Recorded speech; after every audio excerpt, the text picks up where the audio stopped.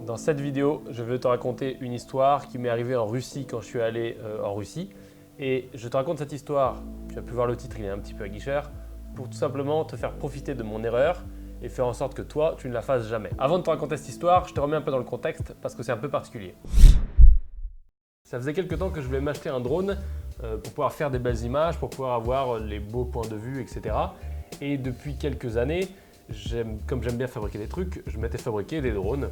Donc à base de trucs imprimés en 3D, à base de moteurs achetés sur internet, à base de Max Noken Experience.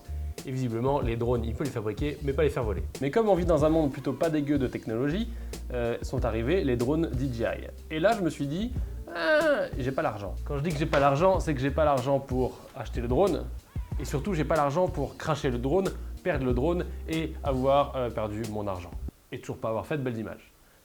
Malgré tout, c'est ce qui m'est arrivé. Tu as sans doute vu cette vidéo de drone en Russie où j'ai fait une vidéo de drone sur un pont, etc. C'était plutôt pas mal. Si tu ne l'as pas vu, je te la mets dans le i là-haut. Et ben, cette vidéo n'a failli jamais arriver. Elle a failli jamais arriver tout simplement parce que avant ça, il est arrivé un petit truc moins sympa. Et le mieux, c'est que je te montre des images qui parlent d'elles-mêmes.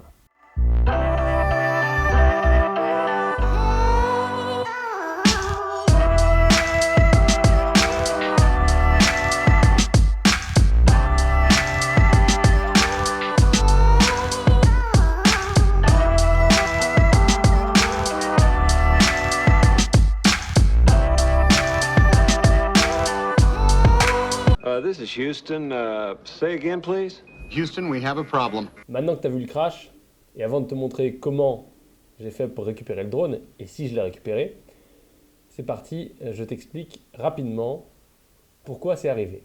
J'ai fait ce vol de drone pendant le voyage pour aller jusqu'à Altaï, donc la région montagneuse dans laquelle j'ai fait la vidéo de drone que je t'ai mis dans le i auparavant.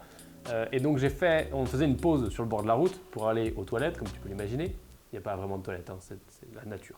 Et donc, ce qui s'est passé, c'est que je me suis dit, Max, petite ambiance, petit très très beau paysage, tu vas faire un petit coup de drone. Donc j'ai sorti le drone dans une vitesse absolue, et là, j'ai décollé, et après, j'ai pas écouté les warnings du drone. Puisque je suis monté à une certaine altitude, il y avait les GPS, il y avait tout bon, et là, il m'a affiché, au moment où je commençais à accélérer pour monter plus haut, il m'a affiché perte des GPS, attitude maximum atteinte. Le temps de se dire qu'est-ce qui se passe, le drone était parti. Et j'ai pas compris, j'ai essayé de rétablir, j'ai essayé de faire des manœuvres de folie pour faire atterrir le drone ou pour couper les moteurs, rien n'a marché. Donc du coup, il s'est pris un arbre. Bref, voilà ce qui s'est passé après. Le drone n'aime pas les GPS russes, il est allé se mettre dans un arbre. Donc opération récupération de drone. Et il est dans cet arbre tout là-bas, il a décollé ici, bam là-bas. Je vais aller dans l'arbre en faisant gaffe. Quand je dis faire gaffe, ça veut dire pas mourir. Voilà. Tu veux de l'aventure, demande de l'aventure. L'univers t'en envoie, tu vois. Je t'avoue que c'est un peu flippant parce que il est pas genre en bas de l'arbre, il est en haut de l'arbre. Voilà, là il y a une liasse de 1000 € là.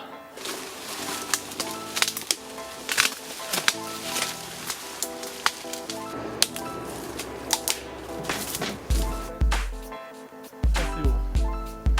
Elle est trop haut, c'est ouf. Ce qu'on peut faire pour être intelligent, c'est à mon avis choper une branche morte pour le titiller. Ça évite d'aller plus loin. Bon, je te résume le truc puisque ça a pris un peu de temps. En gros, ce que j'ai fait, c'est que je suis monté dans l'arbre. Alors attention, toujours en sécurité, puisque j'avais un truc, tu sais, les grosses sangles pour tirer les voitures.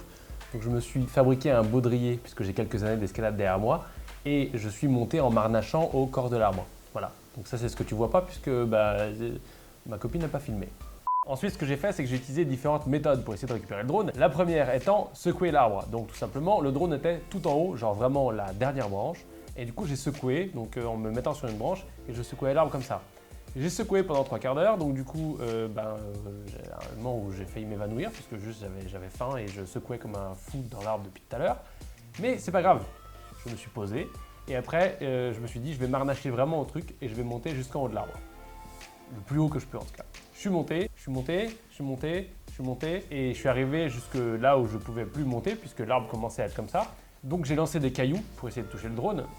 j'ai lancé des bâtons. Et après, je me suis dit, bon allez, je vais casser une branche. Donc j'ai cassé une branche sur le côté. Et j'ai donné un grand coup dans le drone comme ça. Après 1 heure dans un arbre, je crois qu'il est même pas pété. Tu vois, c'est pas... comment récupérer 1 000 € dans un arbre. Alors au final, comment j'ai fait pour récupérer le drone? Quand j'étais en haut de l'arbre, j'ai pris une branche, je l'ai cassée et j'ai donné un gros coup dans le drone qui est tombé. J'ai pu le récupérer.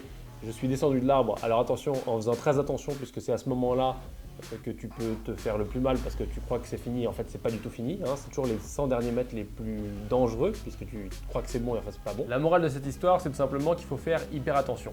Bien entendu, il faut respecter la loi.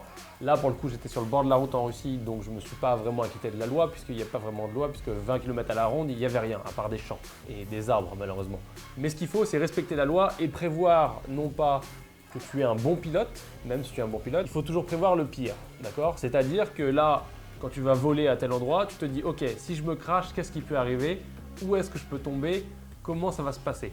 Si tu prévois le pire, tu seras capable de faire face au pire, ou le pire que tu as imaginé en tout cas, et surtout tu seras capable de dire si oui ou non la situation est bonne pour faire ce que tu es en train de vouloir faire. Bien entendu, ça s'applique à tout le reste, pas que au drone. Et donc du coup, surtout, écoutez les warnings et vérifier et lire le manuel du drone. Même si je l'avais fait, il fallait que j'écoute les warnings, je ne l'ai pas fait. Donc écoutez les warnings et vérifiez que tu es bien en bonne condition pour voler. Voilà l'histoire de comment j'ai crashé mon drone que j'ai récupéré. J'ai eu beaucoup de chance, mais j'ai pris des risques. Il ne faut pas prendre des risques comme ça, donc ne reproduis pas ça chez toi. Il vaut mieux perdre 1 000 € que perdre la vie. Et il vaut mieux, 1400 d'ailleurs, donc ouais, non, il vaut mieux perdre 1400 que perdre la vie quand même. Donc du coup, soyez prudents, faites attention, mettez un pouce bleu à cette vidéo parce que j'ai pris des risques, partagez-la parce que c'est cool, et voilà, et c'est tout. Merci d'avoir regardé, à plus.